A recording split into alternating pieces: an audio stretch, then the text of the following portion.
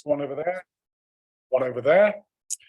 Can I ask everyone to ensure their mobile phones are switched off or on silent? And just to let you know, there is an audio recording made of this meeting and is broadcast live, and it will be afterwards available on the HDC website. I'd like to remind members of the public that although this is a meeting held in public, but it's not a public meeting, so only speak when called to do so at the stand. For everyone, when speaking, please switch your microphone on to start and off to finish. For speakers at the table there, that microphone is on permanently, so you don't have to do anything. Okay, great. To the agenda then. So item 1, apologies for absence. Do we have? Apologies have been received from Tony Bevis, Alan Britton, Tim Lloyd, Sam Raby, Claire Vickers and Tricia Utan. Thank you. And Councillor Minto? I believe Councillor David Skip gave his apologies at midday today.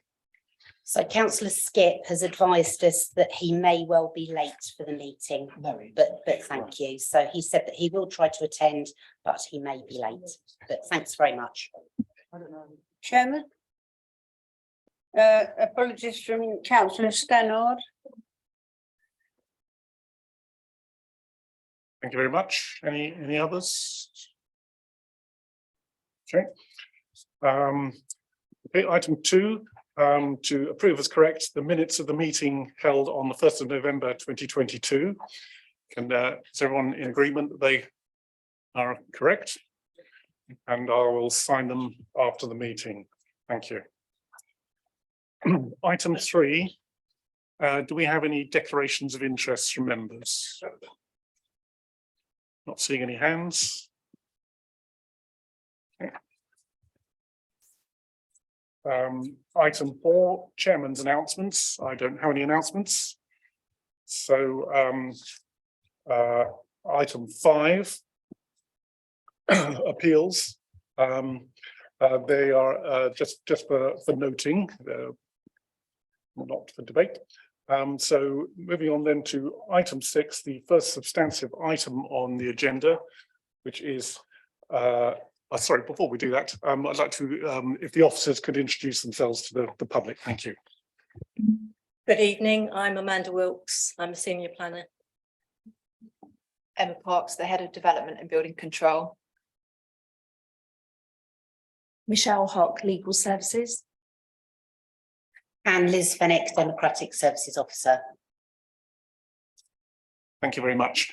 And representative speakers from the public, when I call you to the stand, I'll tell you how long you have and in order, so you know when to come. Okay, so the first item on the agenda is DC 21-2697, land at Sumner's Pond, Chapel Road, Barnes Green. And I'd like to invite the officers to make the presentation, please. Thank you. Just a bit of housekeeping first. We've had a request from the applicant to amend one of the conditions, condition 42, to amend the hours of operation. We have discussed it internally and with environmental health. Unfortunately, the outcome of that is that we will amend the condition to align. Sorry, I should put it forward a bit. Okay. We've been asked to amend a condition to change the hours of operation, which is currently set at 6 o'clock, 1800 hours to 2000 hours. We've discussed it within the department and with environmental health, and the outcome of that is we think the condition should be aligned in terms of the opening hours for condition 42 and 43, but it will be aligned to 1800 hours and not 2000 hours. So turning to the first slide.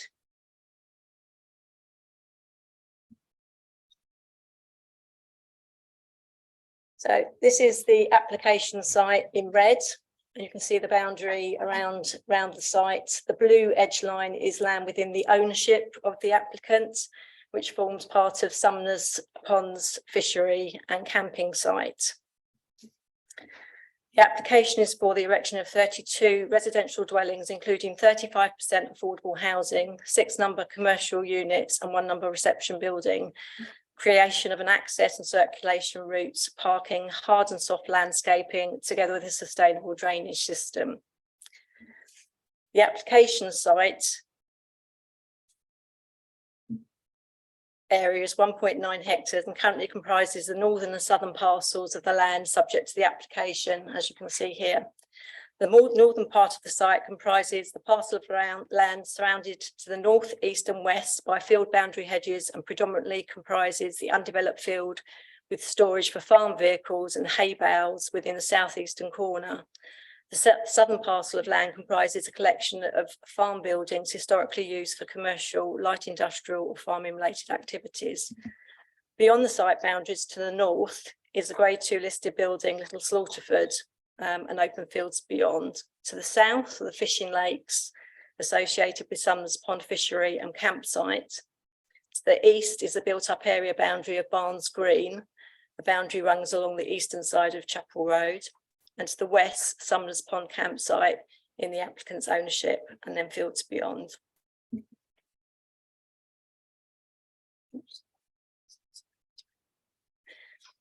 So this is the existing site, and the asterisks mark the current existing commercial buildings which are to be demolished.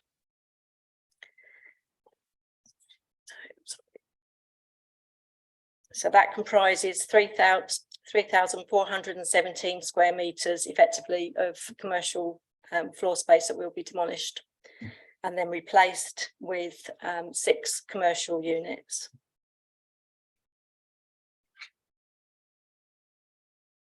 Now this site shows the site's access as you come into the site and the visibility displays.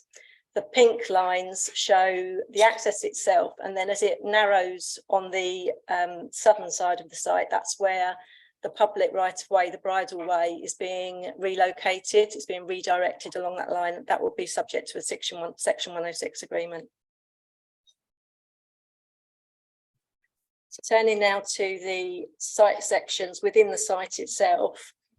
So this is the northern parcel of the site, sorry, the south side of the access road. As you come in, section AA, these are dwellings that will typically line the access road on the south side. And moving on, we have section BB, which is the north side of the access road, and section CC, which is the dwellings facing Chapel Road. And you can just see the side elevation there of Little Slaughterford.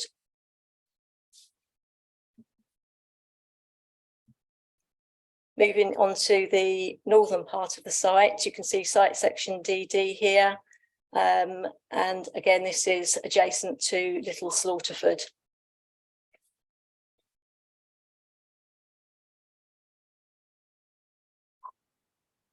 There's more sections as you go through on the north side.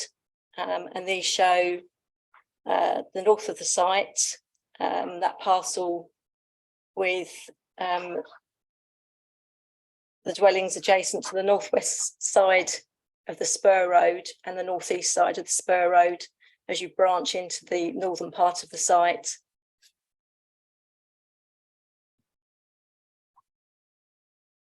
This shows part of the residential development, plots 21 and 22, which effectively are flats, and the side elevation of commercial unit 1, which is section HH through the site. This slide shows the commercial unit elevations for units 1 to 3 and 4 to 5. And this shows the commercial unit 6 and the side elevation of residential plot 32. These are the elevations for the commercial units. and the floor space, the floor plans, which are handed. That's just one side. The residential apartment block gives you a flavour of what it would look like. And typical 2-bed dwellings, some typical 3-bed dwellings, and typical 4-bed dwellings.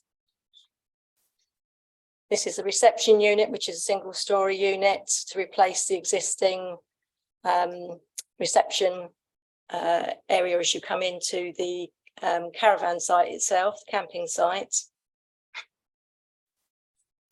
And just some photographs of the entrance as you come in and the commercial units. And some photographs taken across the site itself.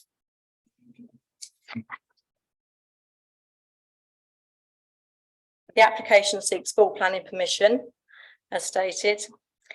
It proposes 12 affordable dwellings, which equate to 37.5%, and 20 open market dwellings, which equate to 62.5%.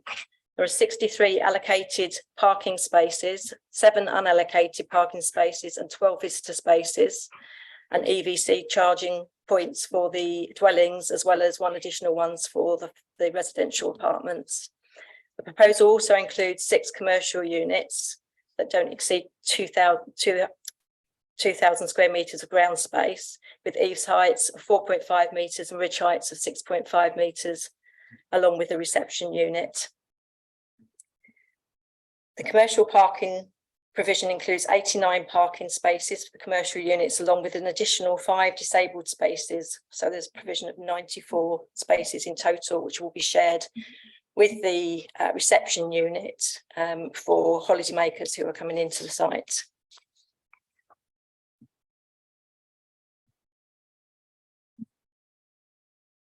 The site's located outside of the district's defined built-up area boundaries and doesn't form part of Horsham's adopted development plan or a made neighbourhood development plan. Technically, the application proposals would conflict with the requirements of policies 1 and 2 of the HDPF, as well as policy 4, the settlement expansion policy, and policy 26, countryside protection policy, and is effectively a departure application.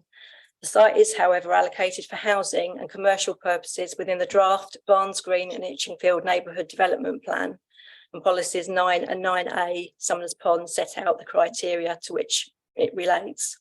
It seeks to achieve around 32 residential units and 6 light industrial units. Barnes Green and Itchingfield Neighbourhood Plan has been subject to independent examination and has now reached referendum stage, but is yet to be formally made. Whilst the principle of development currently conflicts with policies 2, 4 and 26 of the HDPF, the proposals are expressly supported under policies 9, 9A and 14 and 16 of the draft Barnes Green and Itchingfield Neighbourhood Plan. Given the advanced stage of the neighbourhood plan, this carries significant weights in the determination of the application. In terms of the design and layout, the proposed residential and commercial units are considered to be well set out within the site. And in terms of the existing constraints, and is it aesthetically pleasing, with use of a varied palette of traditional materials and design features. The proposed dwellings and commercial units have been located sensitively within the site to respect the private and visual amenities of existing adjacent residential occupiers along Chapel Road and holidaymakers on the adjoining camping site. Overall, the layout, scale, appearance and separation of the commercial units from residential units complies with the requirements of policies 9 and 12 of the neighbourhood plan, as well as policies 32 and 33 of the HDPF. And the proposed residential and commercial scheme is considered acceptable.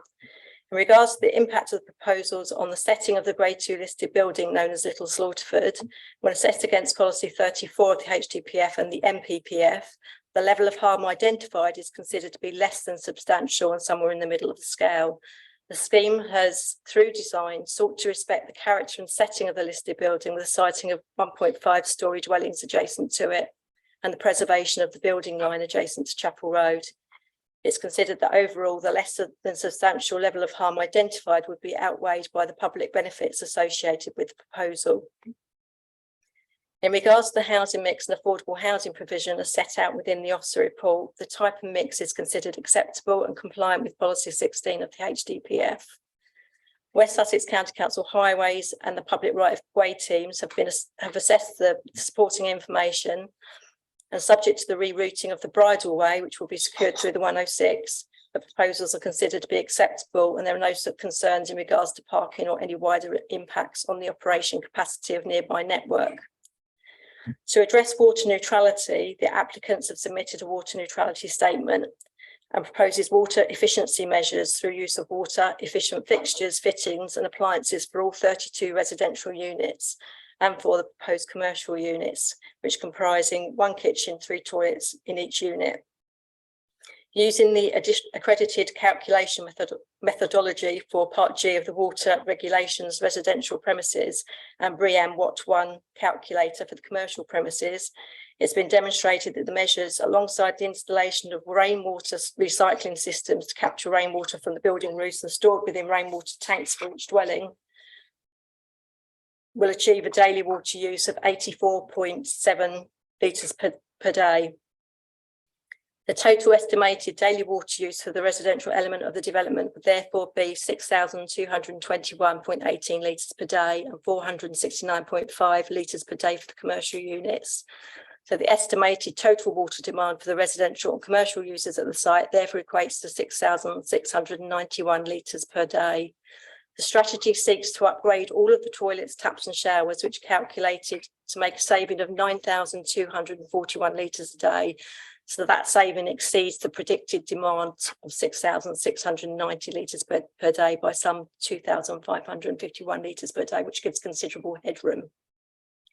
These water saving measures and the timing of their delivery will be secured through Section 106 agreement. Natural England have been consulted and considered that sufficient evidence has been submitted to demonstrate that the application proposals for 32 dwellings and 6 commercial units would, with mitigation measures for offsetting as proposed, result in development that can be considered to be water neutral. Landscape, trees and ecology matters have been considered and addressed as part of the application proposals and subject to imposition of appropriate conditions to secure further details as part of any post-decision application, along with satisfactory mitigation and enhancement measures to accord with the provisions of HDPF policies 25 and 31 and the planning advice note on biodiversity. These matters are considered acceptable. To conclude, the council is unable to demonstrate a 5-year supply of deliverable housing sites when calculated against the identified need.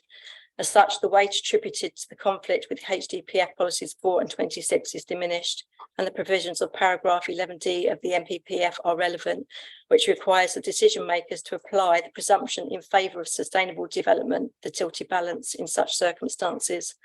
As the proposal has been demonstrated to be water neutral, no policies that protect areas of particular importance provide for a clear reason to refuse permission. Therefore, the presumption in favour of sustainable development, the tilted balance, fully applies in the consideration of this application.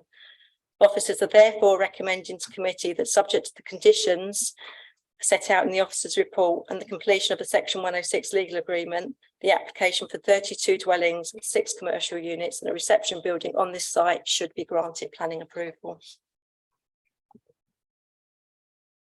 Thank you very much. We'll now turn to public speakers. First speaker is Alan Pears. You can come to the stand there. The microphone will be switched on for you. You have 2 minutes, and I'll let you know if you're overrunning.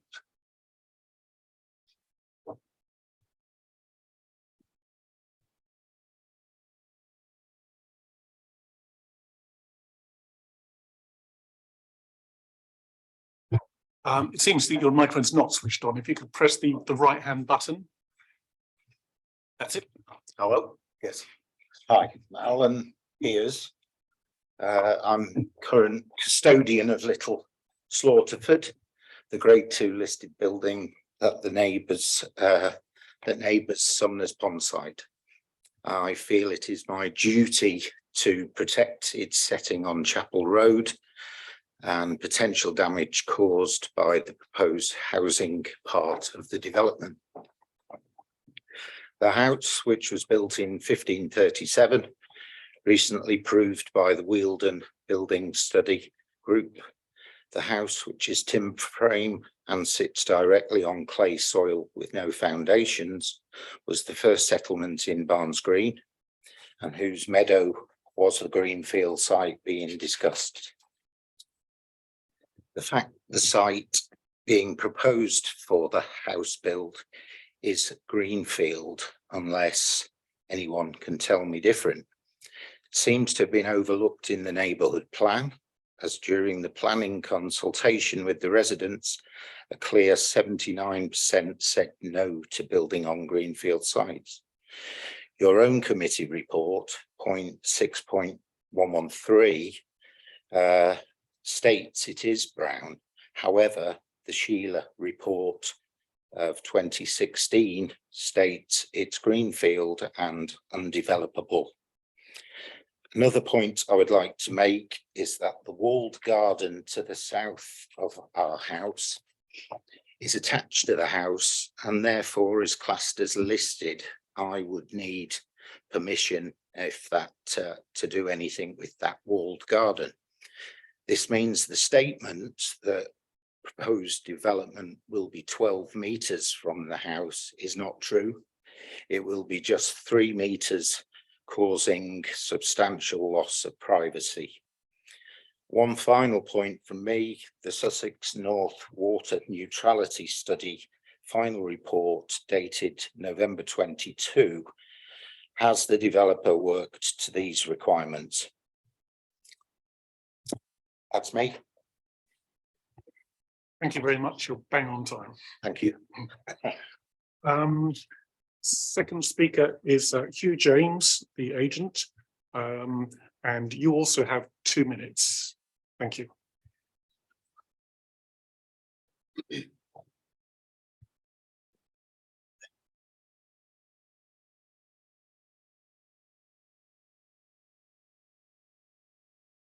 Thank you, Chair, members.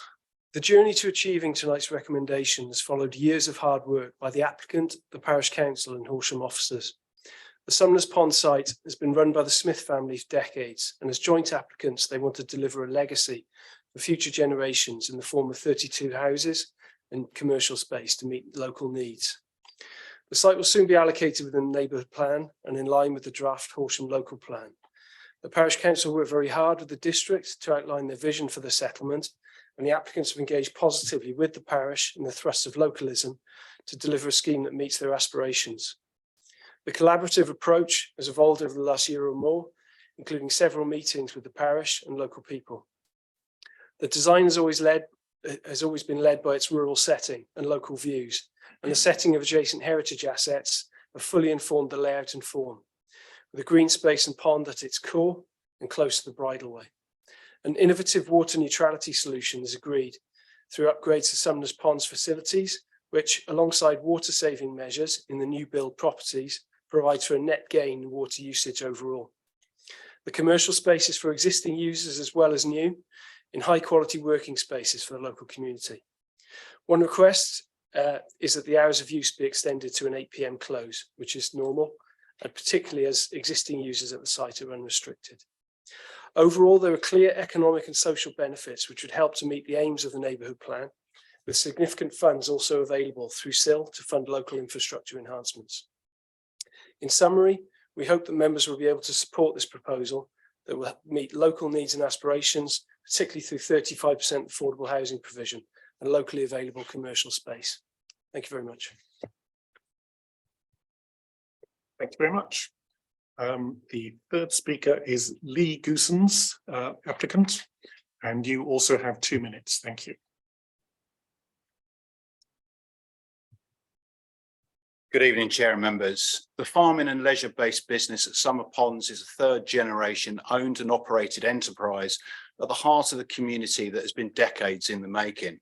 With small-scale farming becoming progressively unviable, the family, whilst retaining their livestock farming heritage, have diversified into approved suitable leisure-based uses alongside the letting of buildings for local business.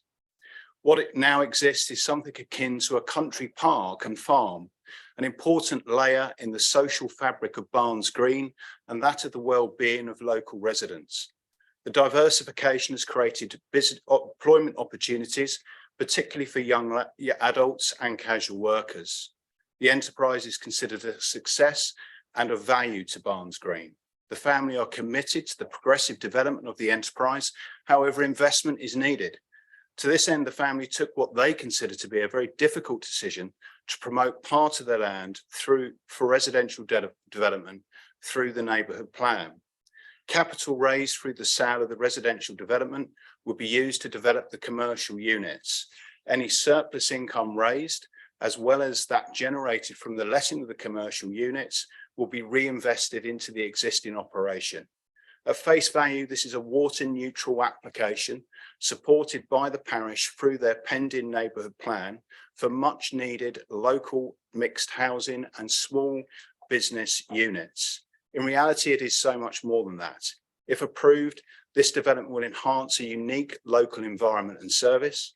It will create additional employment opportunities whilst ensuring a greater level of security for those that already exist, bringing social and economic benefits for the entire community. We hope the full merits of this application meet with this committee's favour and approval. Thank you. Thank you very much. And our final speaker is Ian Walker, representing Itchingfield Parish Council, and you have 5 minutes. Chair, I hope I shan't need that.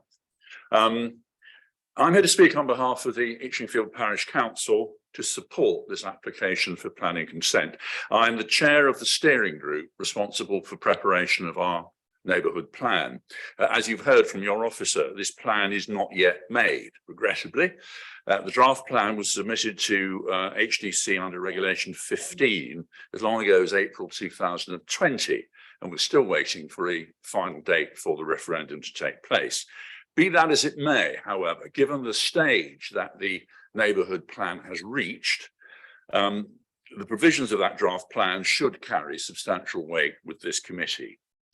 Our draft plan acknowledges that some further housing development in our parish is inevitable, given the pressure from central government and from this council. The purpose of the neighbourhood plan is to control such development according to the overall wishes of the residents of the parish. The site at Saunders Ponds is one of 2 sites allocated for development in the draft plan.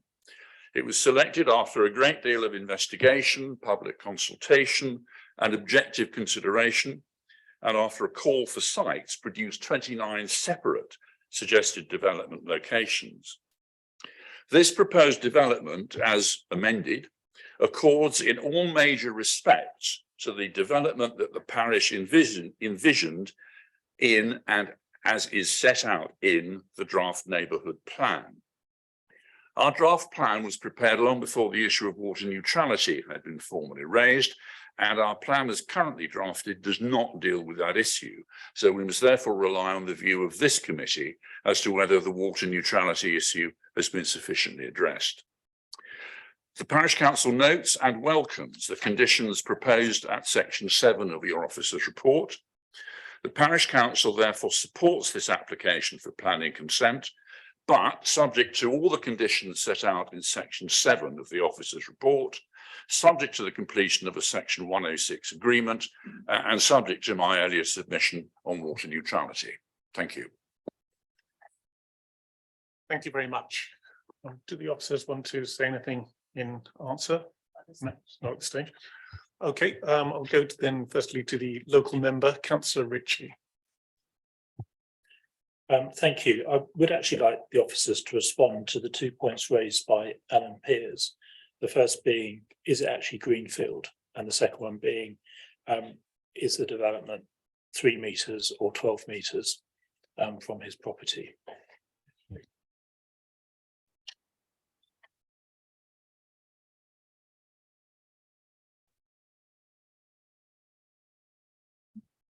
So the application, part of it has already got an existing use and is built on, so effectively it's brownfield, and part of it remains as green open space, which is not been built on, but it is within the neighbourhood plan, has been a site that's been identified for this mixed development. And whilst the plan hasn't been made, it has been examined by an independent inspector, examiner, and they consider that the policies are acceptable and that it's ready to go to referendum when we can take it to referendum. Obviously, the water neutrality issue is holding some things up. So that's the first. yeah, sorry. And the distance, I was just having a quick look, see if I could find it in my report.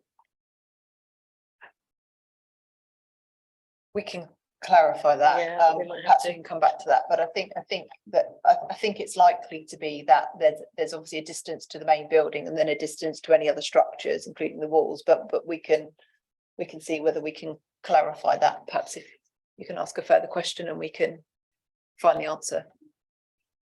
Councillor Ritchie, did you have other statements? I would like to speak Yes. on this matter. Yeah. I thought it important that residents have raised questions in relation to what they should be answered. As you can see from the agenda, I asked, as did my co-councillor Tricia Houghton, I asked for this matter to come to this committee. It was probably going to come to this committee anyway, but I felt it was important that this matter had a hearing in public. I have to say, I very much welcome the fact that officers have reached the conclusion that planning approval should be given. I think there are many reasons that support that conclusion, most of which I think has been given through the very excellent report from officers this evening. If I may describe it as such, is what I'd call an old-fashioned report, the kind of report that I used to get when I first joined this council as a councillor, and not perhaps so short as some of the reports we see these days. So I very much welcome that, and I thank you for your efforts that you've put into this case. When you look at how Barnes Green has developed, and I'm talking over decades here, what you see with Barnes Green is that Barnes Green just adds to its housing stock in small tranches over a long period of time. It's fortunate. It's not like other settlements where you suddenly find 500 houses turn up. It's been much more favoured with smaller developments, sometimes as few as half a dozen houses, sometimes Fairmiles was more recently, I think it was around about 70 developments. But you can also see as you walk around Barnes Green, the different genre of house and how it's been developed out. And I think there's a lot to be said for that approach, where a settlement incrementally increases its housing stock because it allows the settlement to adapt and adjust to having more dwellings. And it seems to me that this proposal meets that criteria extremely well. Looking at the development itself, it also strikes me as it's very well thought out, a mix of lower cost housing, a mix of market housing, but also a retention of the employment land or the commercial element. And so that also finds favour with me. And I think the applicants have been very sensible in what they've put forward. And of course, the other thing just to take into account is it is contiguous to the village. It is the other side of a road that's abutted with housing already. So it's not as if it's a group of houses being built in the middle of nowhere. It's a group of houses that are being built contiguous to the existing dwelling and which are therefore better placed to use all the local services that are available, such as the village store, the shop, the village hall, and the social club, to name a few. So if I may sum up, I do have a lot of sympathy for what Alan Pearce has to say about the impact upon his house, a very historic house, and I think a very beautiful house. There is always, in these cases, a mix of factors we have to give consideration to, and clearly one of those considerations is the harm that is caused to Alan's home, and there is harm. I don't think we can deny that, but we have to balance it with the amount of weight we apply to all the other factors, some of which I've spoken to, some of which the officer has spoken to. And when I pull that all together, I fall down on the side of agreeing with the officer's recommendation, and therefore I will be supporting that recommendation if this comes to a vote later. Thank you very much. Do officers want to come back? Yeah. Just to say, it's referenced in paragraph 1.14, where it advises that the development is approximately 12 metres from the boundary of Little Slaughterford. We do believe that to be the case. As you can see on the site plan here, Little Slaughterford to the north, there is a reasonable distance between the boundary, which is definitely more than 3 metres. Now, there may be other structures that are closer, but we believe that paragraph directly reflects the distances. Thank you. Thank you. Councillor Ritchie, do you? Yeah, so I think what you're saying is the house itself is 12 metres from the development. There is a walled garden that is much nearer to the development. Therefore, from the point of view of Mr. Pearce, it's clearly the development has a greater impact on his garden land than it does on his house due to proximity. Would that be a fair assessment? It would be a fair assessment. Thank you. Thank you very much. Throw it open to the floor. Councillor Bradnam. Thank you, Chairman.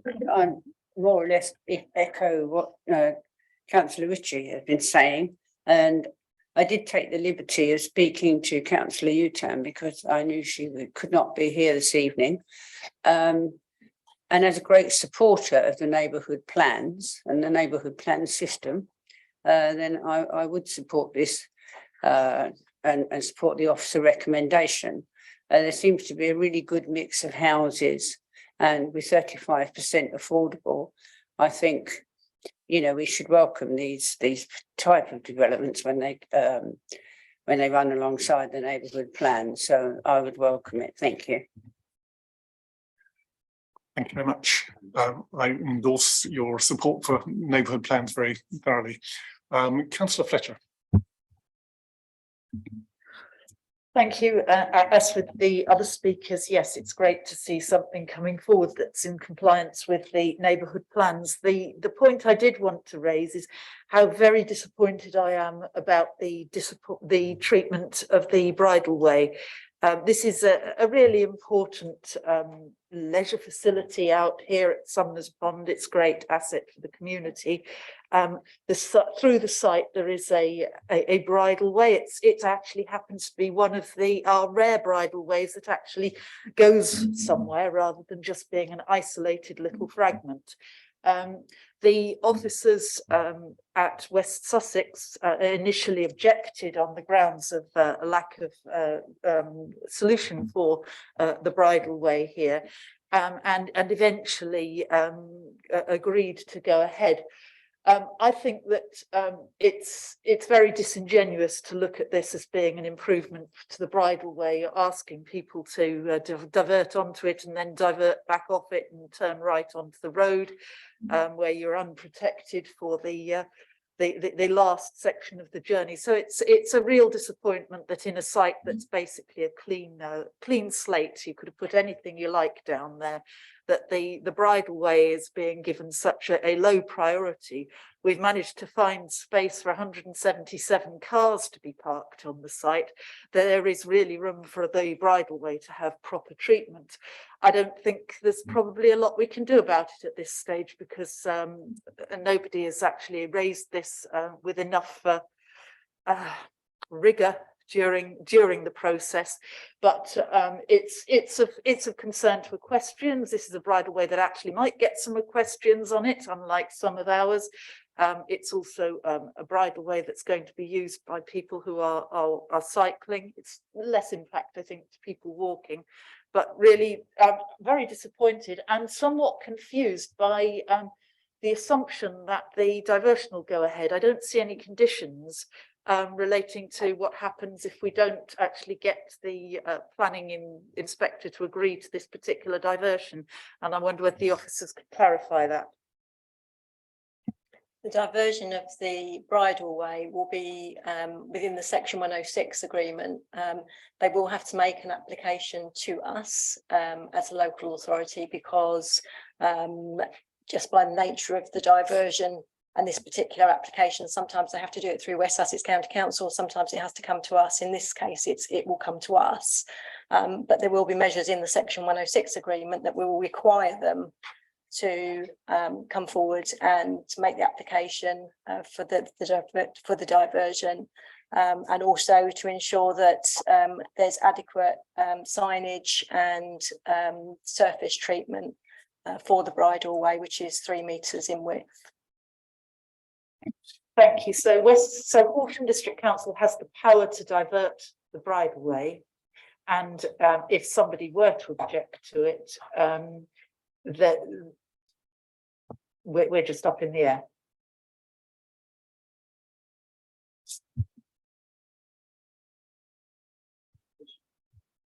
We'd need to look for the timescales to ensure that it aligns. So you would want a satisfactory outcome for that. So you'd have to look at the triggers in the section 106. And obviously we can ensure an application is submitted, but we can't predetermine the outcome. Though if permission is granted today, obviously that will be a material consideration in the assessment as to whether a diversion would be acceptable, but it still has to go through its proper process.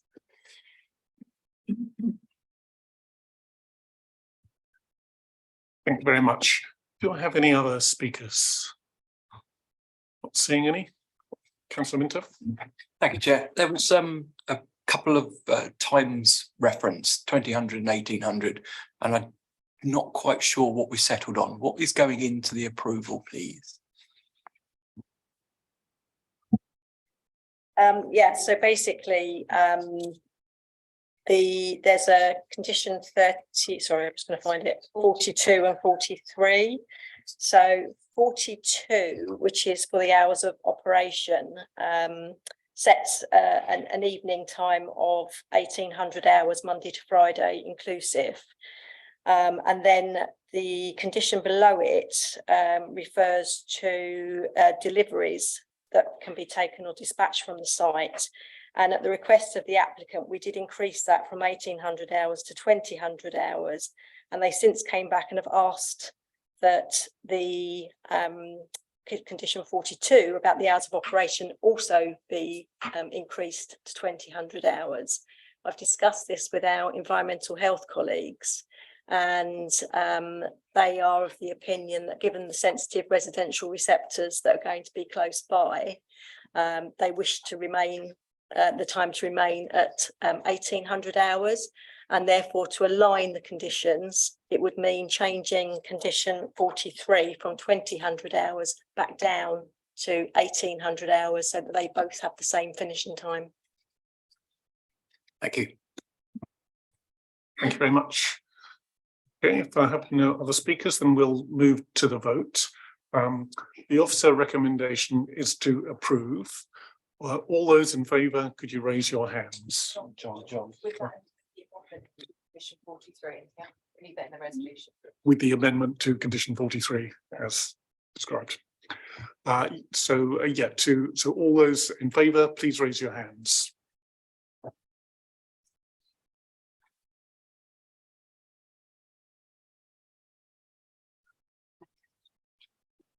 Any against?